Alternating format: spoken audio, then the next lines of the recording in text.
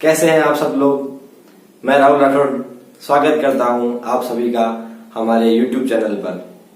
तो चलिए शुरू कीजिए मेरे साथ आप सभी विज्ञान का चैप्टर गति।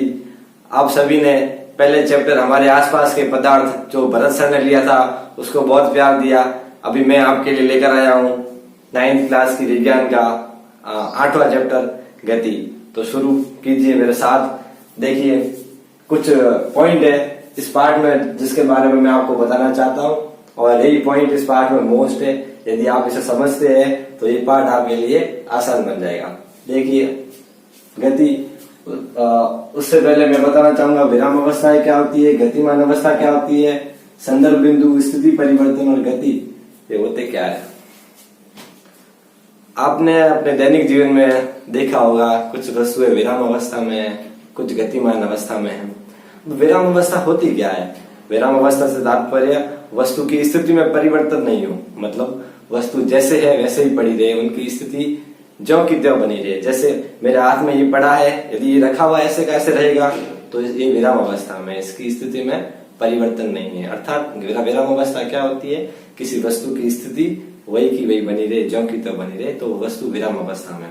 वही गतिमान अवस्था, गतिमान अवस्था क्या होती है? वस्तु अपनी स्थिति में परिवर्तन करती रहे। मैं इनके उदाहरण दूंगा। इसका उदाहरण मैंने दे दिया, मेरे हाथ में रखा हुआ डस्टर, जब तक मैं इसको हिलाऊंगा नहीं, जब तक मैं इसको हटाऊंगा नहीं, ये यूं ही अपनी स्थिति बदलेगा नहीं और ये विराम अवस्था में रहेगा। वहीं गतिमान अवस्था क्या होती है? आप देखते हैं आपके घर के आसपास गाड़ियां चलती रहती है, तो गाड़ियां क्या होती है? वो गतिमान अवस्था में होती है, वो एक स्थान से दूसरे स्थान तक जाती रहती है। आप ये भी देखते हैं कि हवा के साथ धूल के कण उड़ते रहते हैं। आप ये अभी कभी पानी में देखते हैं तो मछलियां तैरती रहती है। तो ये सारे गतिमान अवस्था में होते हैं। क्यों? क्योंकि वो अपनी स्थिति में परिवर्तन करते रहते हैं। चलिए एक और बिंदु, संदर्भ बिंदु क्या होता है मैं इसके बारे में आपको बताना चाहूंगा। संदर्भ बिंदु से तात्पर्य एक फिक्स बिंदु, एक फिक्स बिंदु जिसके आसपास वस्तु गति करे। जैसे मेरा ये मार्कर, ये मैंने यहाँ पर रखा, इसके आसपास मेरी उंगली गति कर रही है या कुछ और वस्तु गति कर रही है। जैसे आप बाइक पर अपने घर से निकलते हैं और कुछ समय बाद अपने घर पर लौटते हैं, तो आपका घर क्या हुआ? एक मूल बिंदु हुआ, एक संदर्भ बिंदु हुआ। इसको हम निर्देश बिंदु भी कह सकते हैं, इसको हम सापेक्ष बिंदु भी कह सकते हैं। मतलब इसके सापेक्ष आपने गति की, आपने अपनी स्थिति में परिवर्तन किया। आप कहीं से घूमकर वापस आए, कहीं भी जाकर वापस आए, आप वहां से हिले, चाहे वो 1 सेंटीमीटर ही क्यों ना हो, आप जहां पर पहुंचे, जिसके सापेक्ष आपने गति की है वो आपका सापेक्ष बिंदु है। मुझे आशा है आपको विराम अवस्था समझ में आया होगा, गतिमान अवस्था भी समझ में आया होगा और सापेक्ष बिंदु भी समझ में आया होगा। अब देखिए स्थिति में परिवर्तन में पहले बता चुका हूं। स्थिति परिवर्तन क्या होता है? वस्तु का एक स्थिति से दूसरी स्थिति में जाना या अपनी जगह परिवर्तन करना। जैसे मैं यहाँ खड़ा हूँ, थोड़ी देर बाद मैं कहीं और चला जाता हूँ और वहां से कहीं और चला जाता हूँ, तो मैं अपनी स्थिति में परिवर्तन कर रहा हूँ। इसी को स्थिति में परिवर्तन कहते हैं। और फाइनली बात करें गति की। गति होती क्या है? इन सभी बिंदुओं का सार ही गति है। गति क्या है? मैंने आपके लिए 2 परिभाषाएं गति की लिखी है। एक तो नॉर्मल वे में नॉर्मल भाषा में कहा जाए तो गति क्या होती है? किसी वस्तु का एक स्थान से दूसरे स्थान पर जाना गति कहलाता है। एक वस्तु अपनी स्थिति परिवर्तन करके या एक स्थान से दूसरे स्थान पर जाती है तो गति अवस्था में होती है। किसी वस्तु का एक स्थान से दूसरे स्थान पर जाना गति कहलाता है। यही ऑथेंटिक परिभाषा देखे, यदि आपके एग्जाम में आए तो आप ये लिखेंगे, गति से तात्पर्य किसी वस्तु का संदर्भ बिंदु के सापेक्ष समय के साथ स्थिति में परिवर्तन करना। मैं इसे समझाता हूँ, ये क्या है?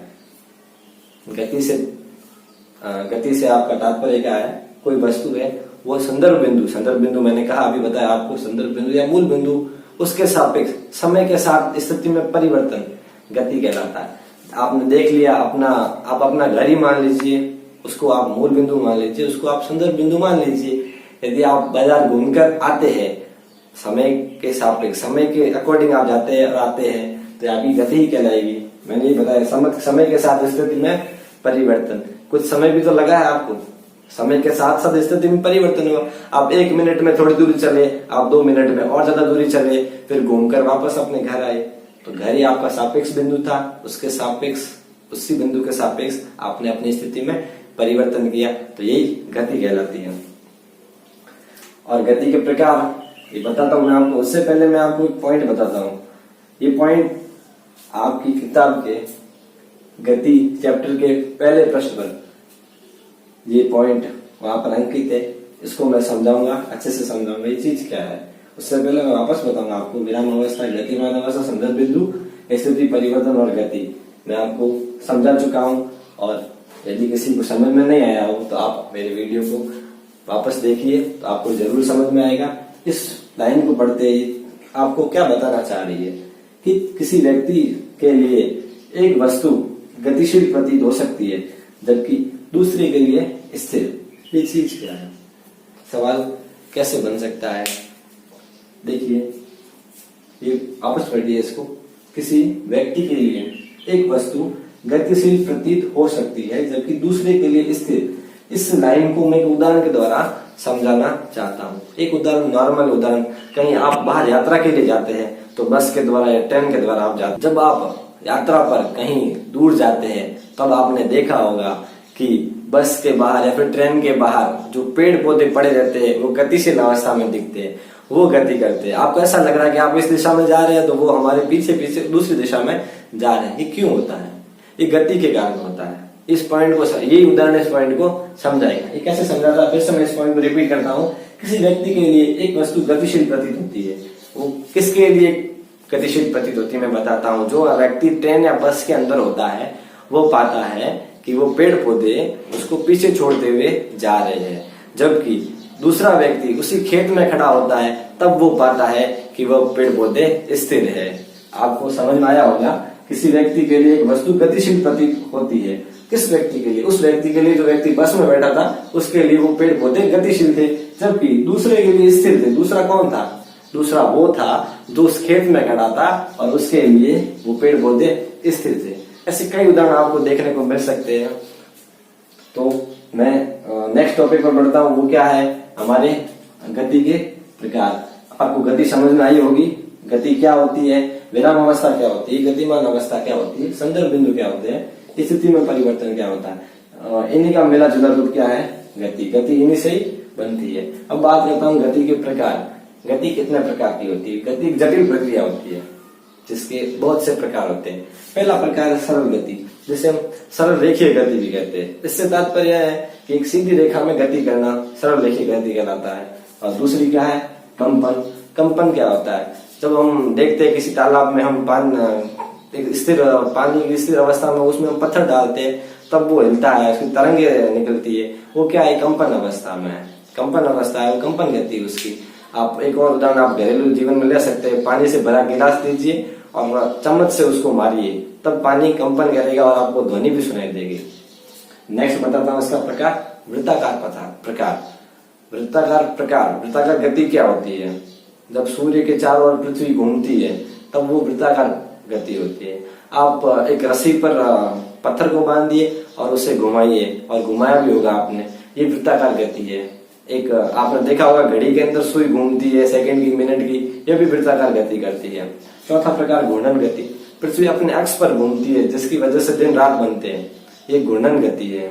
या फिर लट्टू भी आपने घुमाया होगा बचपन में, वो घूर्णन गति करता है। इस पाठ में हम सरल रेखीय गति के बारे में विस्तार से पढ़ेंगे। तो आज का वीडियो मैं यही समाप्त करता हूँ। तो मिलते हैं नेक्स्ट वीडियो में। मुझे आशा है कि आपको ये सब समझ में आया होगा। आप इस वीडियो को ज्यादा से ज्यादा लाइक करें और शेयर करें। धन्यवाद।